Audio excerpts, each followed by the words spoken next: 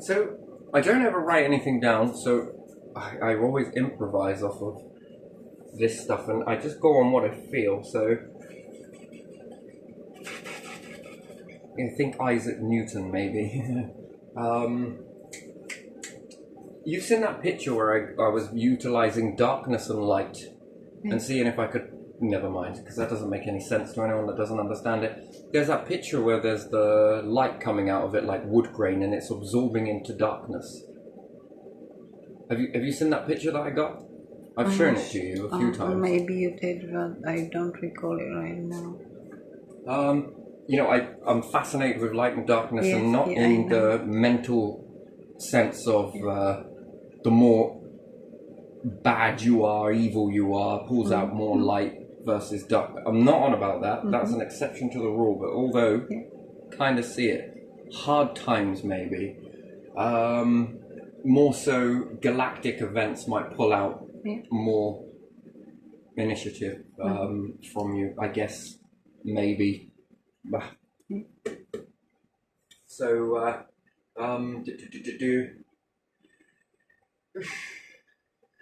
So, do you ever think the plants are talking to us, but we don't actually read it? And do you think darkness pulls light? I don't know. It's a very interesting thing, isn't it? Although it's very hard to say, and all you can really do is make a theory on it, yes? And I'm a great believer in this, that if there wasn't darkness, light wouldn't move. I think it would stay where it's at. And I think that it would be very hard to maneuver in. It's a very strange phenomena, to be honest, but let's give it a go.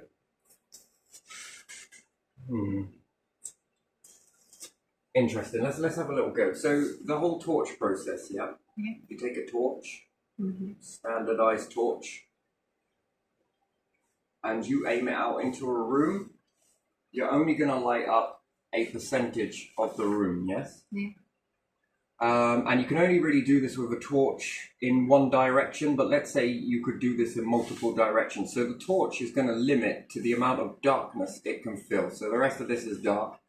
This is dark. This was dark, but now it's light, yes? And you often think that the darkness pulls the light as much as your eyes have darkness in it. Do you ever think that you've got pieces of black hole energy inside your eyes that pulling light? What is happening here? Is the light bouncing off something and it's being pulled into your eyes? But then why are your eyes so dark? In order to what? Be able to see? Absolutely. So are you pulling it in? And again, another thing is, are we pulling in sounds? Are all humans giving out a frequency, hum from the ears, that pull in more sounds? So a dense sound wave, does this pull in more sounds? That's the question, yeah? So do you need a sound to pull in sounds, which would be classed as a frequency, yes? Do you need darkness in order to pull in light? And darkness pulls light. Because it's weird, when we take the magnifying glass, what are you essentially doing? Magnifying it. But you're concentrating it. And you could say this is photons, but what about a torch? What happens if you put a solar panel inside gases? What can knock into the panel? What difference are there with different gases? You know, you've got multiple different ways to make a light bulb. What happens if you fill gases around a solar panel? Does it make it more powerful? Less powerful? Have you got more things you can knock into the panel and knock out? Who knows? But so if it was in like a light bulb with different gases, does it alter the amount of energy that you can pull in? Anyway, so if you spin a light, yes, and you rotate this torch, which I'm going to just draw it as a circle, because that's how you're going to be able to understand that this is the torch here, yes, and it's spinning in multiple ways, but around in a circle, which would be this way. Watch this. So even if it was then here, let's say, it then goes this way and this way. And then let's say if it goes this way and this way, this way, and this. Oh, you see what's going on here? I mean, sure, label it whatever you want to. I don't really mind. So if I keep going with this process, do you get the... Do you see what it's beginning to create? Yeah.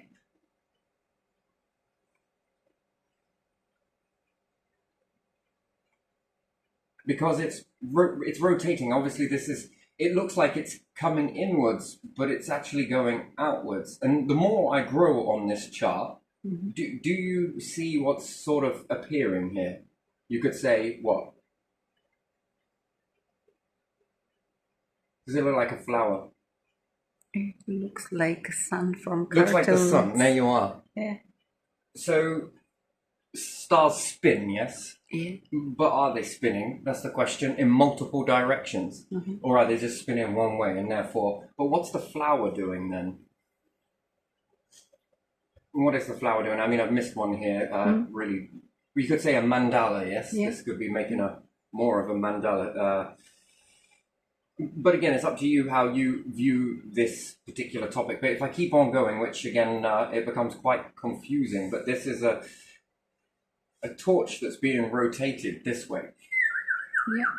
So if we could see light in, I can't know the format, but if we shine it on the wall, it spans out, yes, from here, from this distance. Yeah. But if you had the room all the same distance away and you were bang in the center of it and then rotated it, but if we could see the torch as it's been from one to the other, to the other, to the other, to the other, to the other, to the other, to the other, and you could see that from a helicopter above looking down, and you could see that, you would see a flower or a star or... Now, is that then the light is filling up into more of an area due to the darkness? So it's got more dark to spill into. But if it's here, it's not really getting that all that far. But now I begin to rotate it.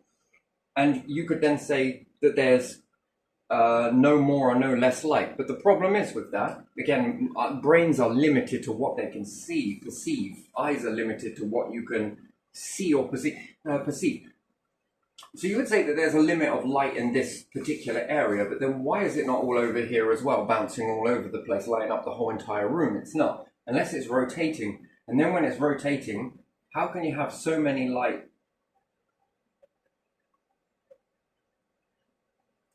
areas in one moment? And then if I spin it faster and faster and faster and faster, and I keep getting quicker and quicker and quicker, am I essentially adding more light because there's more darkness for the light to spill into? Or is it just an illusion? And then if it is an illusion, what do plants understand then? You see, I was thinking about this with the redshift and different things like that. The planet rotation clearly is not enough to create red and blue shift that's enough for plants to, because again, you've got day by day, you've got the red and blue shift happening, but it clearly is minuscule. And then what happens if the star is rotating the same way that Earth seems to be? Are we cancelling out the red and blue shift? And then if stars didn't spin, would they illuminate? Or are they in all directions, filling into the darkness? Interesting. Very interesting. Very interesting. And maybe it's just a pretty pattern, but again, it helps you to understand light in a different way. Because you're drawing it in 2D, so you're taking it by snap, while it's here, here. But the brain, perhaps, and the eyes are limited to what they can see, and therefore just see a smudging of everything. But you are essentially lighting up the top half of the room. But yet, if you aim it just this way, you're only lighting up a percentage of the room, a very small percentage. Yeah. So what is that phenomenon going on there? And they say the speed of light is the fastest thing in the observable universe, what Einstein did. I don't agree with that, because when a star goes into a black hole, not even light can escape its pull.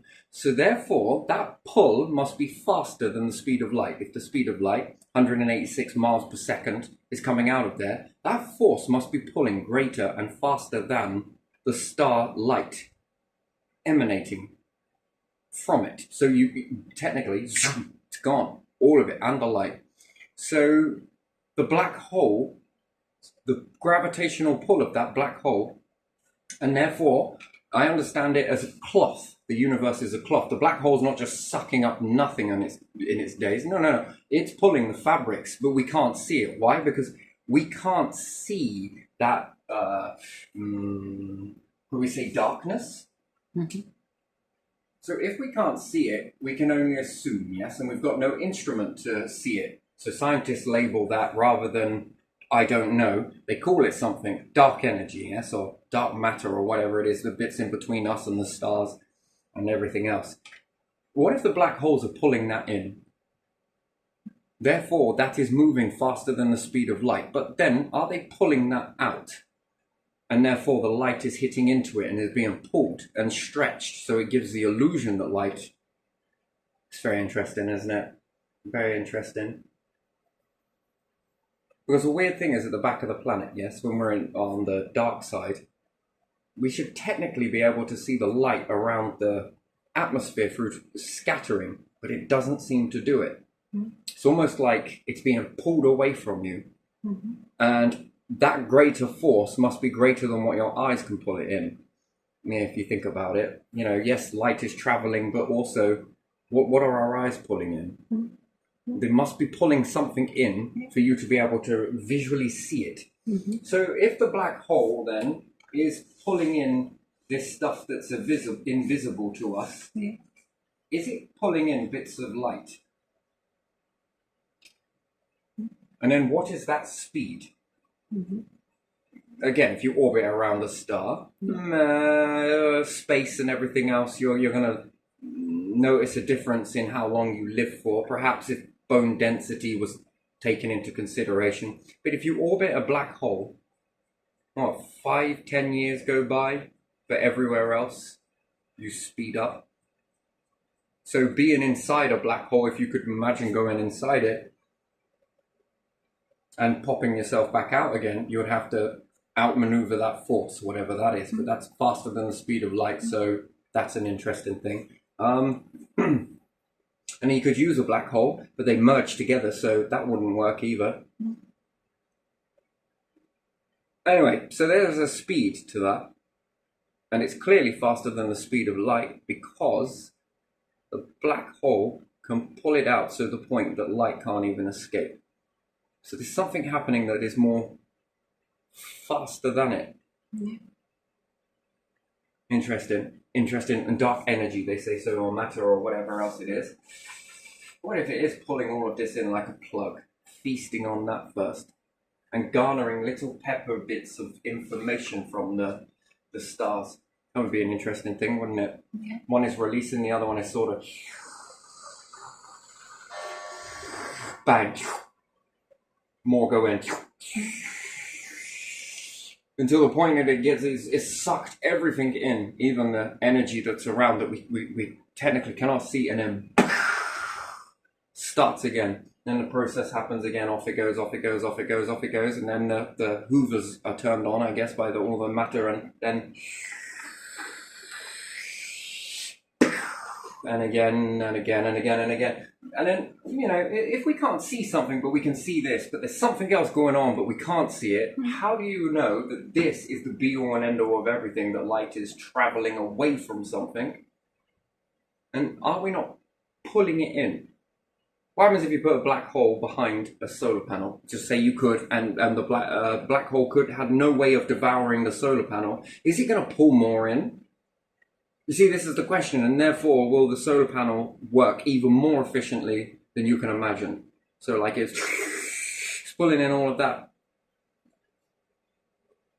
Interesting, very interesting. And then it's very weird, right? So, if we've got a star. We'll just use this as the example, and let's say Earth is here, and we were to make a magnifying lens to about here. We're going to aim it at the same area as what usual starlight is coming in. So we're not going above or below. Then what and how much more photons, let's say, or heat and light is going to hit our planet? Is it going to be more? if we made a magnifying glass the size of the Earth, seems a bit impossible, yeah? Yeah. And we were to hold it up where the Earth is, no bigger than the Earth, and get it at the right level so we could calculate this to be the exact ratio as what Earth would receive without it, and then we put it in front, then there should be the same amount of energy getting to the planet. But technically, there's going to be more. So what is causing that? And what is glass trapping? This is another question I got. What is glass able to do that can pull more light through it? Because we are concentrating sunlight, yes, although it's on a small scale versus where you're at. But again, if that's because I'm down at ground level and I got to move it this way. But if I took that magnifying glass higher and higher and higher, that beam is going to get bigger and bigger and bigger, no doubt. And if it does, why is it doing that? It's almost like hoovering up photons and throwing them into a... Now, it would make more sense that if you were able to get the starlight from here and make a magnifying glass that was shaped more face on but tilts round towards the Earth, and you'll pull in extra photons and hit them here. I'm just going to say photons. This would understand why this would get hotter. But now what happens if I do it here as well? And I do the same dip. So it's angled this way, but it's straight this way. Am I able to bend the light using this and aim the beam here and here? Now how much more hotter is the planet going to get? Now this makes sense because you're using extra light that wasn't, this light here would probably skim off and miss us, yeah? But now you're maneuvering it so it's hitting into the planet. So now you've got 3 stars worth. I mean, that is very interesting to me. What's going on with the magnifying glass? Now, if I had a black hole glass, this would be a very different story. It would shade the light and eat it. So therefore, it would reduce the amount of light, therefore heat that's coming to the planet, yes? So we would make something like a dark shade. Or what's it doing? If I were to hold a shade up and block out some of the light, I'm going to cool it down. Well, where's that energy go? Was it absorbed into heat? Is it absorbed into the darkness? How does that... You're just putting up a shade, right? Yeah. How is that cooling it? But where does that excess energy, where is it going? What's it going into?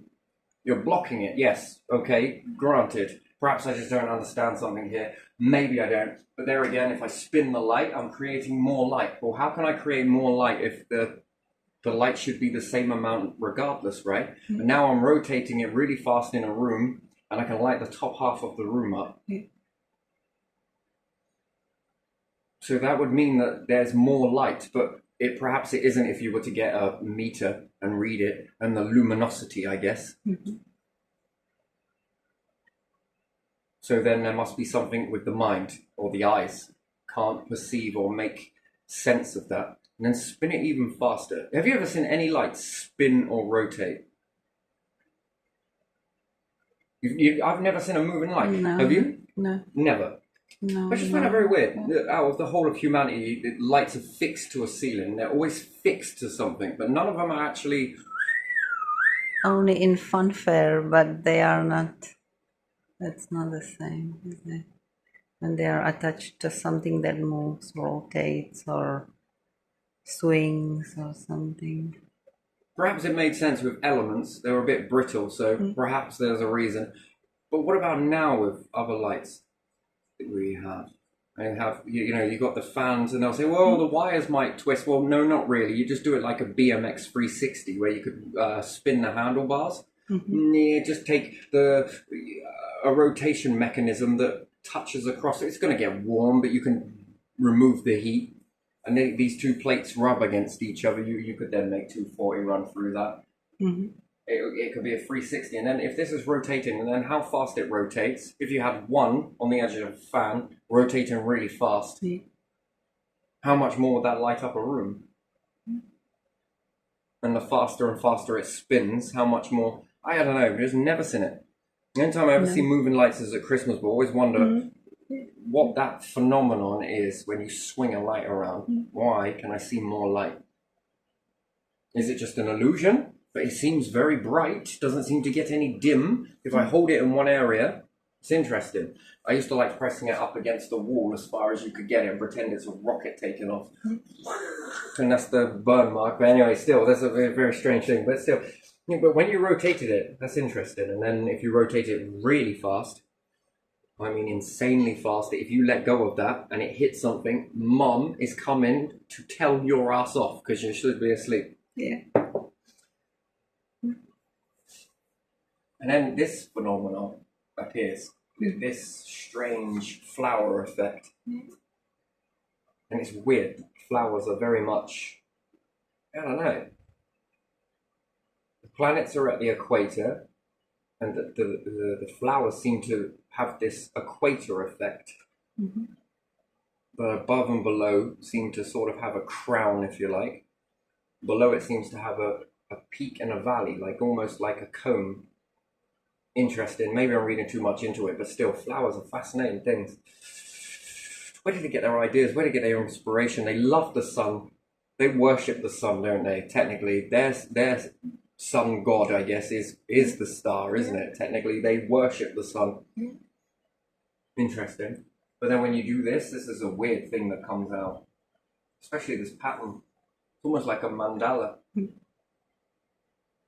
then if I'm rotating the light this way, that is interesting. Now what happens if I could rotate that light also that way, but also make it go multiple ways like a star? Could I light the whole entire room up? Yeah, that would be like the disco sort of thing.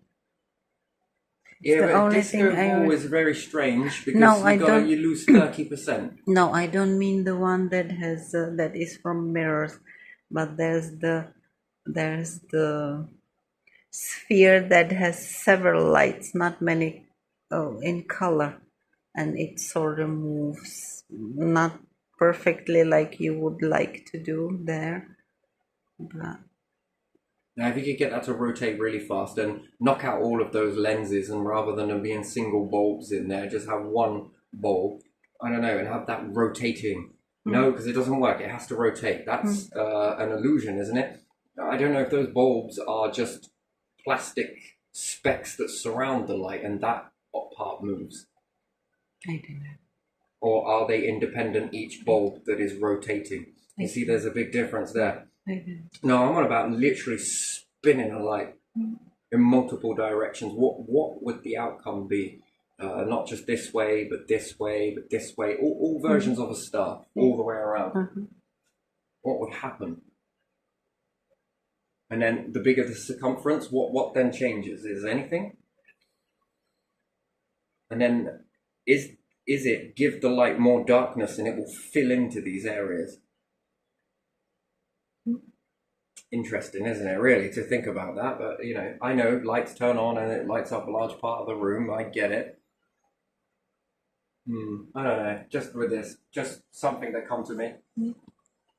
And then along with that other, when you look at wood grain, do you notice that it seems to be marking stars and magnetic fields in the grain? The grain seems to be a magnetic structure, magnetic fields. I don't know if the other one's a moon or not. I don't know why it would be focusing on the moon.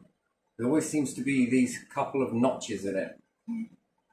And then the grain seems to follow this, and it looks like magnetism. It's very strange. And then when I was doing that experiment with creating more of a shaded area, the light seemed to work like a wood grain that went into the darkness, and then there was a wood grain in the darkness that went into grey ratio, and the light ratio was like wood grain, and it almost followed the same as what bark did, or, you know, the core of a tree. I managed to recreate this, and this was fascinating because I couldn't explain it. All I did was make the in-between parts more darker by adding more shade. Kind of a weird thing to do, but it essentially made the light brighter, and it made this wood grain effect. And then the light was joining into other light. Kind of weird. The beam seemed to have intensified. It just looked like wood grain to me. just inverted. If you imagine the dark grain being light and the other one being dark, I suppose it will help you see it more easier, but it often looks like light to me. And I think Egyptians were fascinated with light. I think all the ancients were, but what got them fascinated with it? That's the question. Moving light, red shift, blue shift, red shift, blue shift. Because I told you the mechanism that's already been made once before, a long time ago. And I look over here because of the plants. But the thing is with that, I was going to say something. Yeah, it's very subtle, isn't it? With the movement, but it's also the shadows. The changing of the shadows, which reminds me of that other experiment that I did with the light and darkness, which then led me on to understand the battle between light and dark. But this was, I must have wrote this a few years back. I just sort of put little bits in there, little bits and pieces. I don't know, just this is fascinating to me. It's a very interesting thing, and then you've got the center darkness, and then you've got all of this light pouring out the side.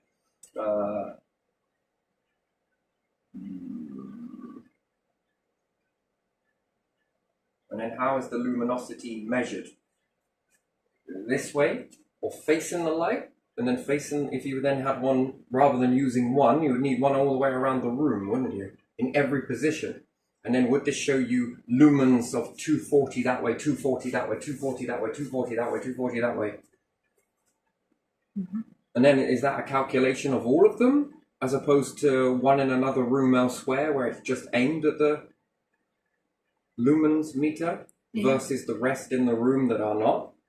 And there would be reading levels of darkness and some light, yes, some luminosity, but not much. This would then give you a shadowing effect, yes? So there'd be less luminosity. So then would you add those bits that it does see, and the versus the ones that it doesn't in the room where the torch is just aimed over here, and in another room with all of those lumen meters around the outside, versus one that's spinning, would you add up all of that luminosity together to give you an overall luminosity? So how do you even prove or disprove this?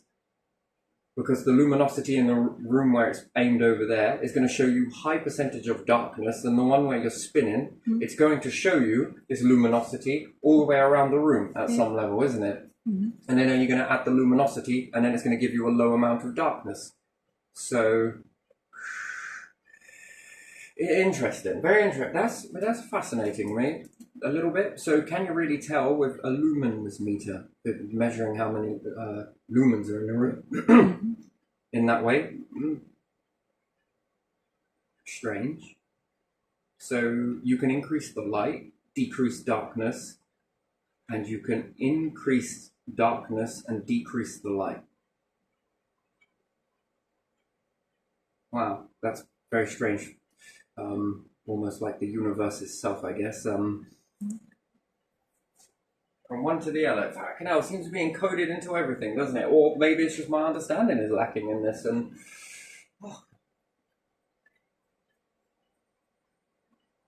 again, fascinating, isn't it? Like a flower. I haven't done this correctly because I've messed up a bit here and here. No, well, yeah, there is one there, and there needs to be another one there, and then another one there, and then another. Yeah, mandala. Strange. And each one's going to have a red and a blue. One side red, one side blue, because it will be moving away in a direction. So one side red, one side blue, one side red, one side blue. Who knows? Depending on who's viewing it, I suppose. This one would be blue. Would this one be red? Oh, wait, it might be the other way around. Depends on which way the rotation is. Would you go the other way? Moving towards, moving away. Interesting. So you can get a mix of red and blue. Yeah. So is the most common color in flowers purple? Is it purple? Don't know. Just asking. I don't actually know, but I don't know. Do you think there's ever been a catalogue of that? What is the most popular colour of nature? Everyone will say green. What about the flower? I would say white or yellow. White or yellow? Has there ever been, do you reckon, a study done on that? I mean, that would be practically nigh on That impossible would over the be years, I suppose. interesting. I think yellow would be probably quite popular because of the parts that have the, you know what I mean? I don't have the words for it. Where The center? the center where the bees go. It's usually yellow. So what do Pollen. bees see? Pollen. Do they see ultraviolet? I don't know. If so, what color is that? Is it the same with all flowers or different? Not really sure. I also believe that owls can see this as well. Yeah. It's also remnants inside mice urine, I think. No idea, but if they do, I think, I'm not sure whether if they see an ultraviolet or not, but that would seem pretty weird if they're nocturnal. It was just something that I heard somebody say many years ago, so I'm just regurgitating. So whether that's changed since then or not. Ultraviolet. Interesting. Very interesting. So I wonder what color in the spectrum, because again, how do we know we're seeing the true colors?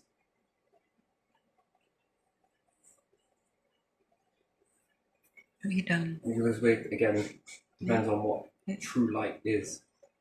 And what is Is true it in color? ultraviolet? Is it in infrared? Is it in just standard, what we can see, or is it all of them and blurred into one? Again, I don't know how reality would look like that. Probably very confusing. If you get a multi-changing colored light, do you notice how all the other colors change? Yeah.